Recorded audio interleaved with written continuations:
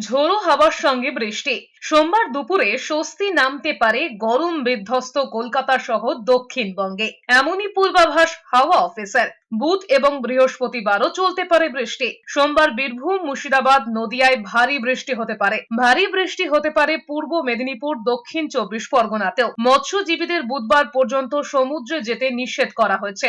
বৃষ্টির সম্ভাবনা রয়েছে উত্তরবঙ্গেও, সেখানে মঙ্গলবার পর্যন্ত বজ্র বিদ্যুৎ সহ বৃষ্টির পূর্বাভাস রয়েছে।